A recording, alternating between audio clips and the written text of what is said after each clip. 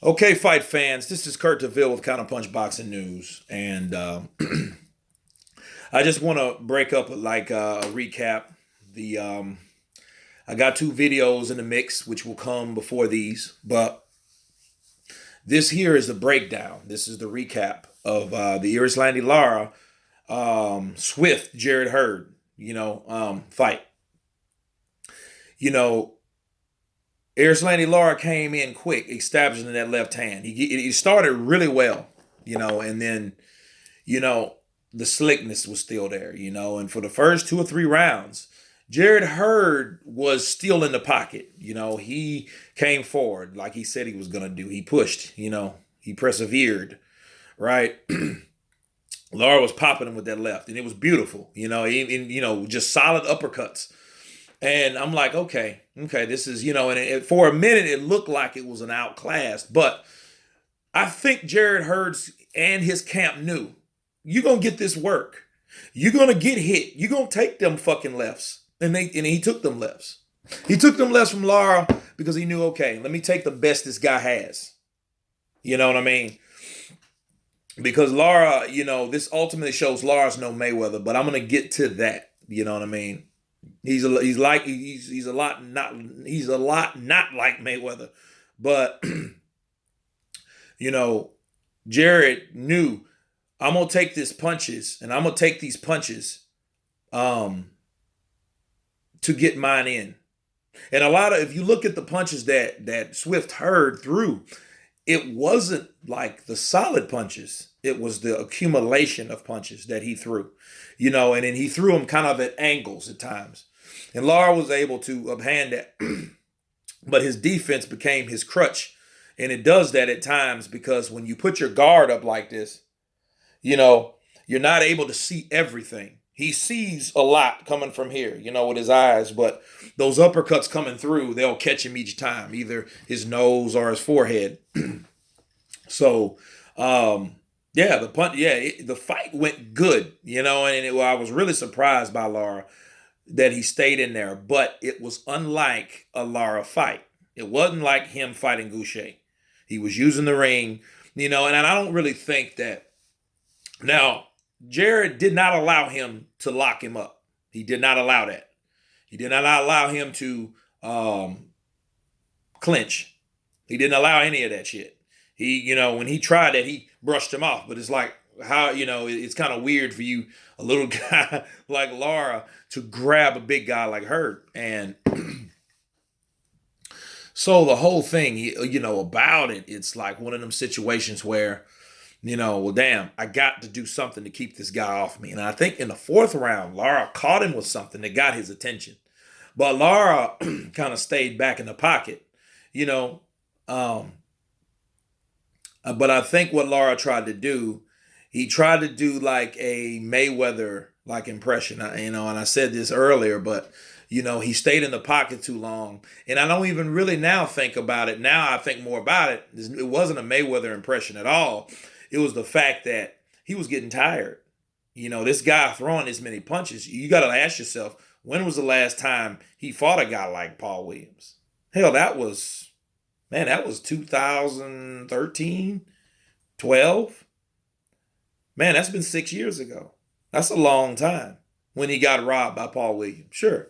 And they suspended all the judges. We get it, but that's been a long time ago. He can't move around that ring like that and just shoot off that left hand.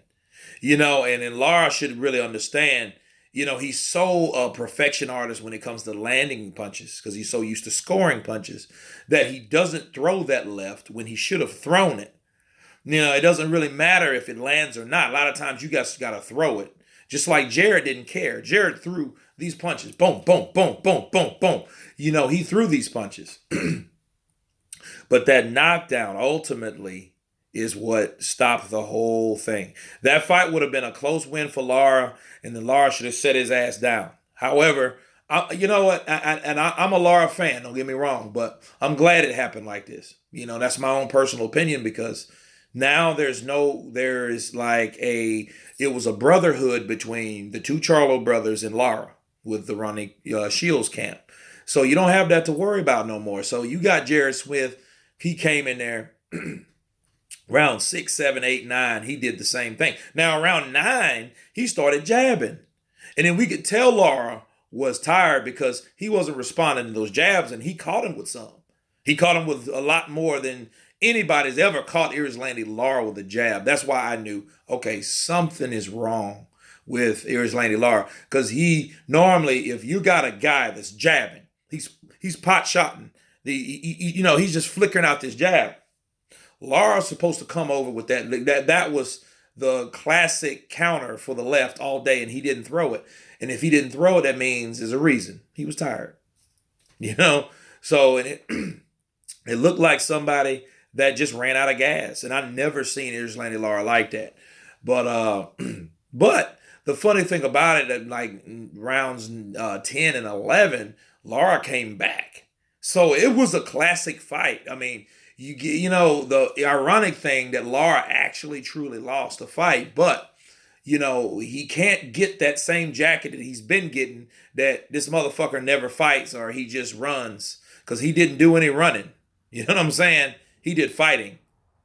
So, and he like went out on his shield. So it was a great accomplishment. Now, if he would have won it, that would have been one of his best accomplishments, beating a younger, bigger, stronger, thirstier, hungrier fighter like Jarrett Hurd. So forgive me, my voice is gone, because when it knockdowns, I get emotional. This is my shit. This is my boxing.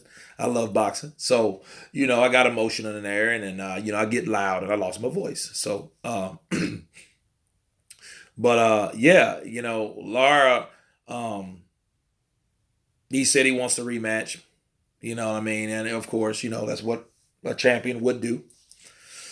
But I don't want to hear Lara say that, hey, I won. I think I won this fight. You know what I'm saying? Because I think he needs to go back.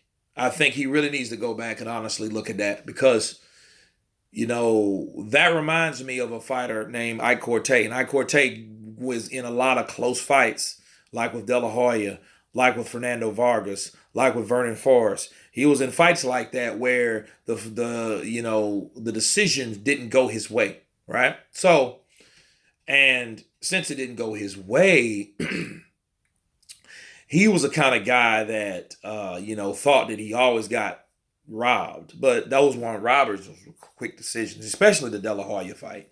Fernando Vargas, I could argue that. But even these guys, these are high volume punching guys. You gotta really see what a judge sees when they fight. Okay. Like Lara. Lara threw some beautiful punches tonight. And I'm proud of the punches that he landed, but it just shows this guy had a chin.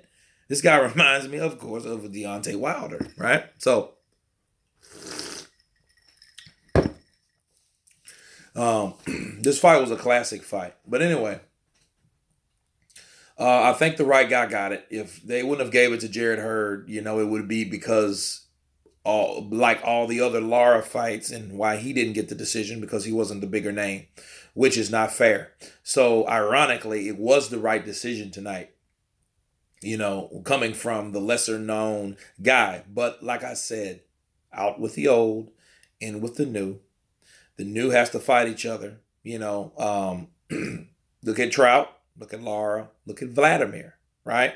All these guys were once good, great fighters, if not great, very good. And Golovkin is no exception. I think that time will catch up with everybody. And I'm leave you guys with this. There was once upon a time when Lara could circle around that ring and then make Jarrett Hurd look bad like he did Paul Williams. That was once upon a time, and still lose a decision. But this particular time, he wasn't able to do that. He was more stationary. I think he's missed a couple steps, but you can't take away the pedigree that he still was able to do. He was a good fighter, a great fighter. He was a very avoided fighter.